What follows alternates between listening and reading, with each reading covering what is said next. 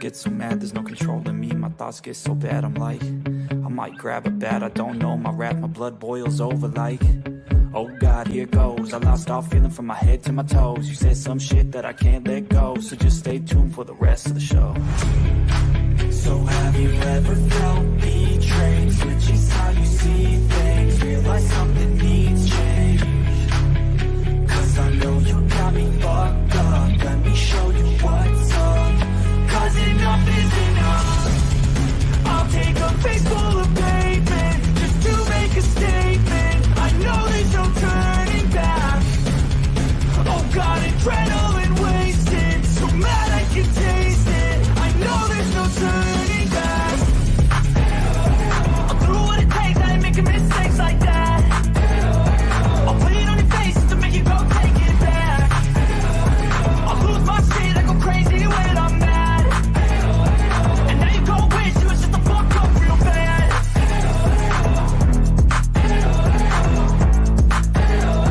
And now that I'm gone, yeah, I know there's no turning back.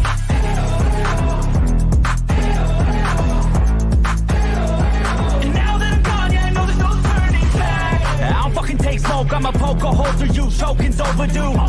Come at me and you won't get any older, dude. Crack your holder too. Heating up inside of me, blood so violently. Thanks for trying me. Now it's finally time to see how this rivalry becomes a dynasty.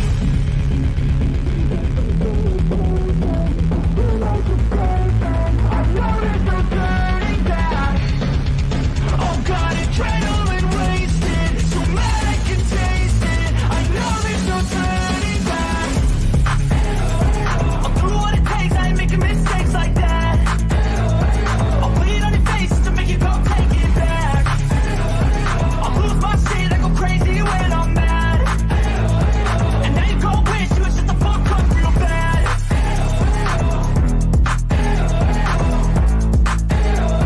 And now that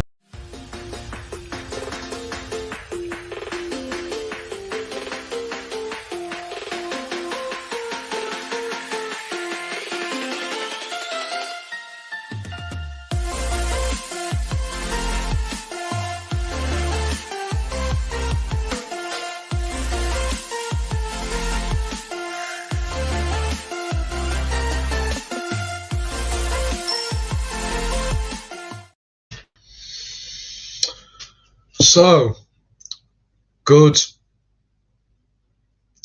Let me restart that. Good evening, people. Welcome back to yet another live stream. We're here for the match reaction, and it's finished Aston Villa 1, Arsenal 0. I actually don't know where to start. Real talk, I do not know where to start with that.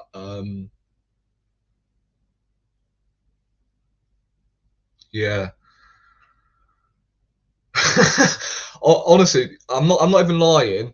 I don't know where to start with that game. Second loss of the season.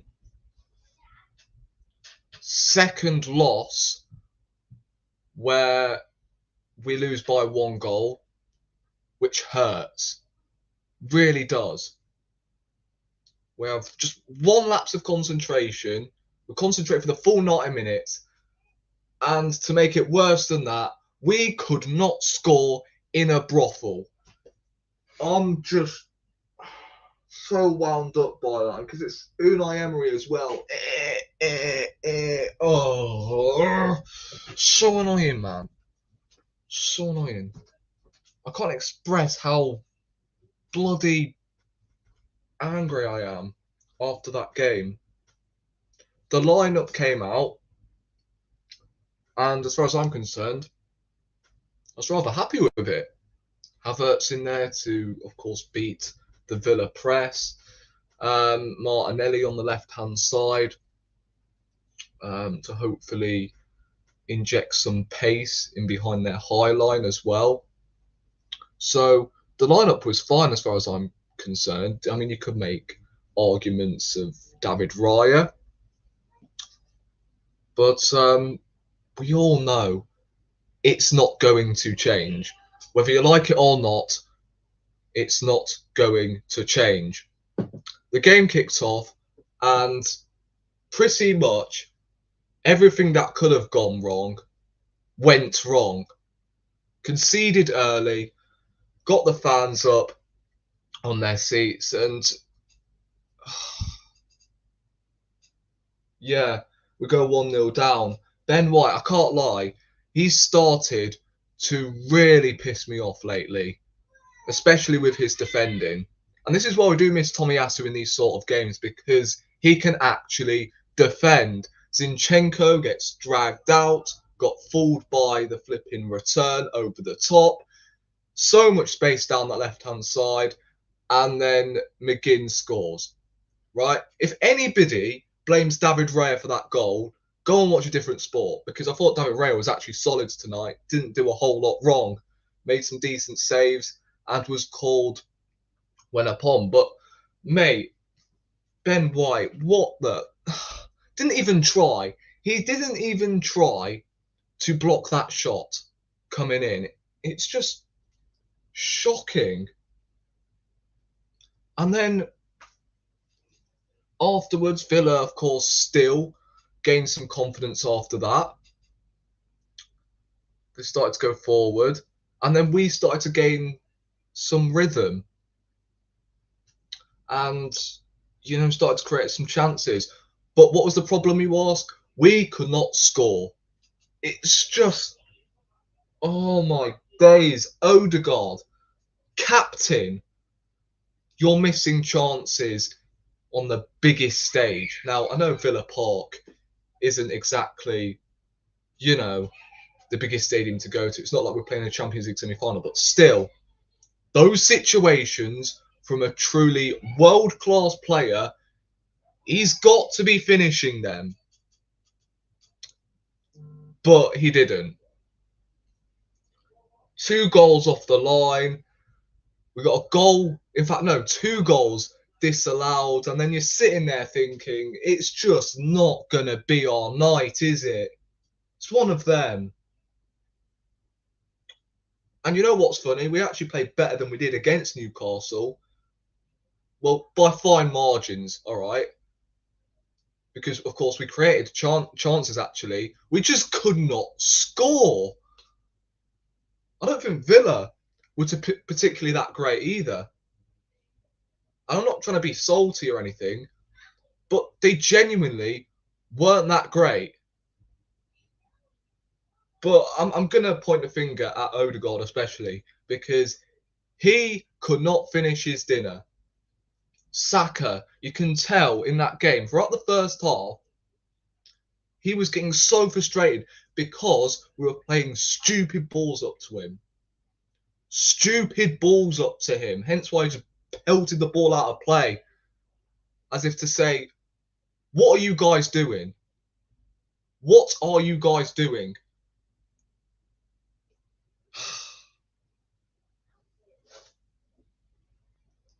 It's just... Nah. I can't deal with this, man.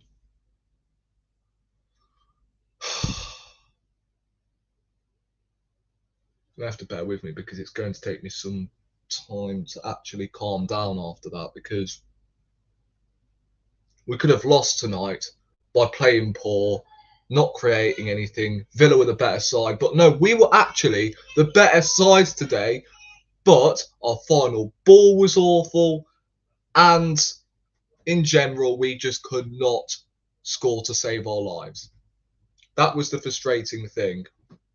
And you've got to give it to Unai Emery, man. I mean, he's done something to this Villa team that I've not seen any other manager do in the Premier League, especially. What's that? 15 consecutive home wins at Villa Park is flipping redonkulous, mate. With Aston Villa as well, who were in a relegation battle before he officially came in. And he's completely transformed this Villa team. And look, I'm not going to delve back into the conversation about, you know, when Emery was at Arsenal. He was never good enough. End of story. He was not good enough for Arsenal Football Club.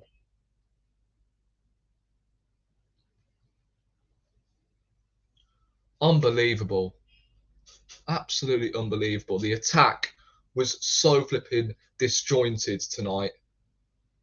It's like they never played with each other before. Jesus, not great tonight. But again, people are starting to get on his case still because, oh, we need to strengthen the striker position. Let me ask you guys this right now. For those who watched the game, did those chances fall to Jesus? No. So stop coming onto your YouTube channels and flipping crying the soul out of yourself, going, oh, we need a striker so desperately. What about the flipping midfield? Just think for once. Use your flipping brain. Right? Who have we got to back up Saliba? Shadow, a complete shadow. In fact, no, we don't even have shadows as our centre halves to replace Gabriel or Saliba. Well, no, not replace, but you get what I'm saying. Challenge Saliba and Gabriel. Fucking air particles we've got. Right? And because Tomiyasu is injured, we have 5 defenders. 5 who are fit.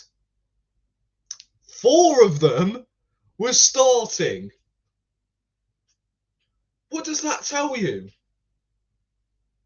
Think for 1 second.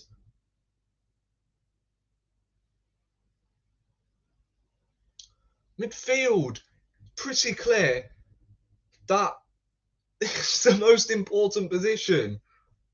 I don't know how clear I've got to make myself. You don't know how a striker is going to kickstart their career. They could start off really well, or they could start off shit.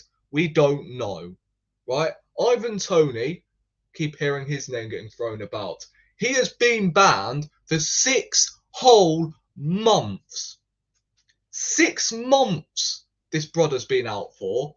So we're expecting him to come in straight away and hit the ground running. No, it's going to take him at least 4 to 5 weeks to get himself going. I don't see him leaving in January anyway. So what's the point? Right? If he doesn't trust Reece Nelson, then play, or I don't know. I was going to say play Trossard on the right because he's actually better on the right than he is on the left. But mate, we bring him on with what, 5 minutes to go? We bring Nelson on with 5 minutes to go, and I'm like, why? Why on earth do you bring someone on who you've signed a contract with for how long, and then you bring him on with 5 minutes to go and we need a goal? So that's definitely told me that we need a backup as well for Saka to actually challenge him, because tonight, as I said, didn't work for him. The front three was so flipping poor, and there's no better way of putting it. Our best players on the pitch tonight were Declan Rice, and you could probably say David Raya, and Kai Havertz as well. I think we've got to start laying off Kai Havertz here, because I know for a fact this flipping fan base is going to turn straight towards him because he comes from Chelsea. Honest to God, watch the game. At the end of the day, he's no Chelsea player anymore. He's at Arsenal.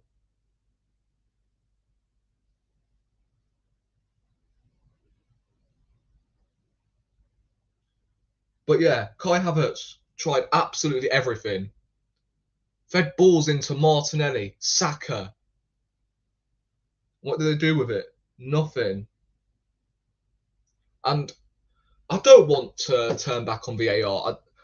I don't mind losing fair and square, but VAR is a talking point, right?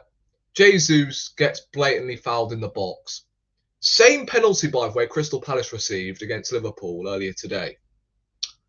Yeah, when it's Arsenal, change the rules. Fine. Right, we score a goal in the last moments, Kai Havertz, and it got disallowed because the ball seems to deflect off Kai Havertz's hand, which you can tell in the replay definitely does skim his hand, and you know it's clear as day. But it also deflects off Matty Cash's hand at the same time. In fact, no, it hits Matty Cash's arm before it hits Kai Havertz's. So that should be given as a penalty, no? I'm not trying to make excuses here, but by the letter of the law, because the ball has deflected off the opposition's arm first before it makes it to Kai Havertz, then surely you should stick with I don't know. I mean, it didn't get given as a penalty anyway. It got disallowed. They had a good look at it. But of course, with Arsenal, they don't take flipping 500 years to check a VAR decision. It's just ridiculous. I'm so annoyed, man. Like Zinchenko, that brother is a liability defensively. Like, we've got Brighton and Liverpool next. Oh my God. I can't imagine rocking up to Anfield with Zinchenko. Zinchenko at left back. Let's be totally honest here. Liverpool are going to dominate the ball due to them being at home. And we are going to have to be compact defensively. And you've got Zinchenko up against Salah. Like even Brighton, that Adingra bloke is an absolute baller. His pace is heck. Oh my God.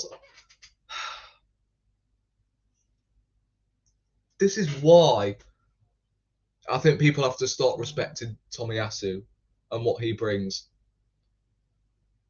And I can see why Tomiyasu does replace, did replace Ben White in the first 11 at one point.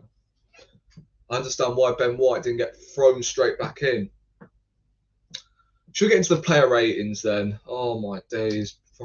Because I honestly could rumble on for hours. So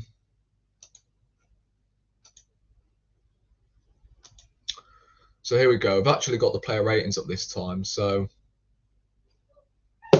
yeah, let's start off with David Raya. I actually thought he was solid tonight.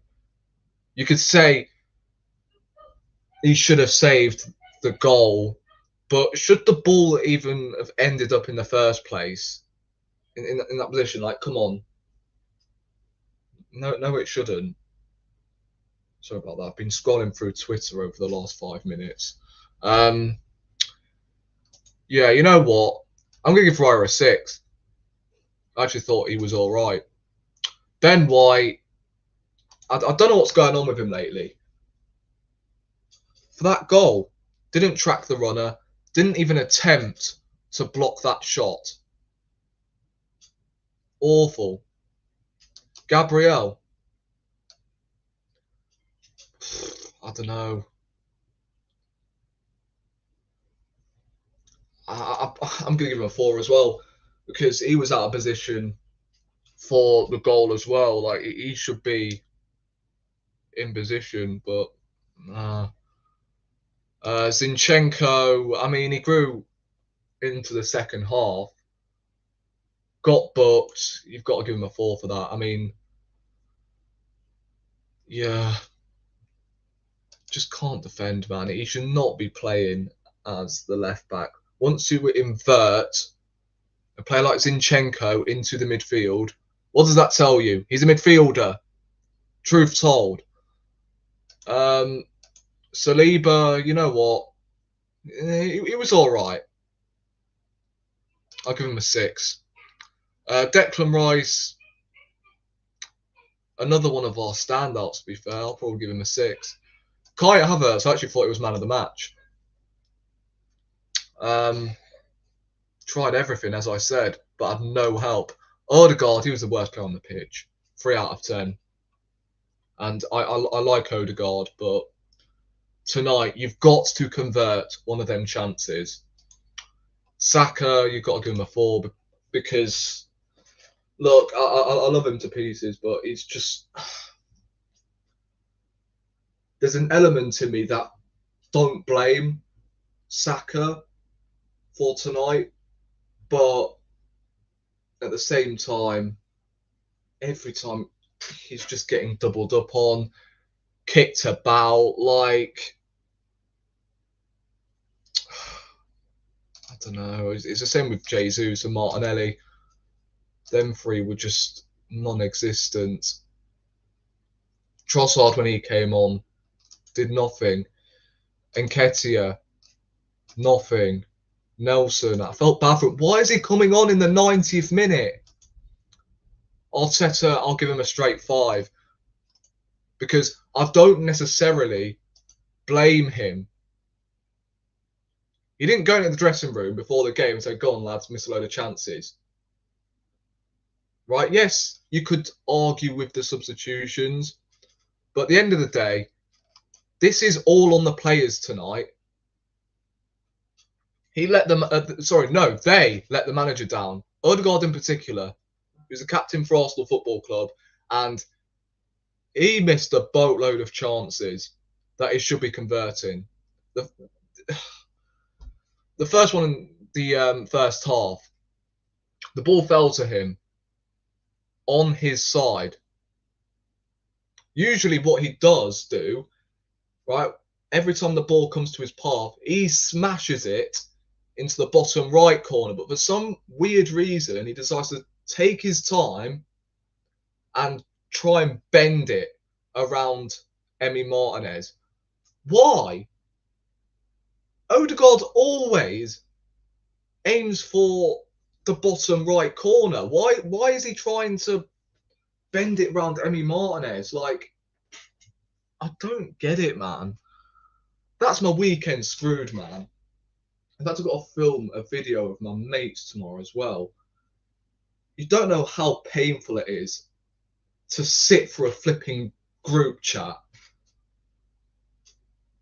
My phone's going to be spammed with messages tonight, honestly. But at least 2 of them support United, so that's something. I can't, man. Just got to move on. Got to beat Brighton next week. Brighton, although they are not the same team as they were last season, they dropped points today against Burnley. I think they did anyway. Did they? I've got to double check this.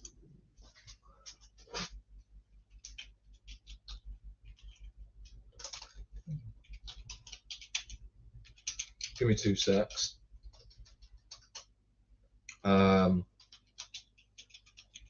That finished 1-1. Yes, it did.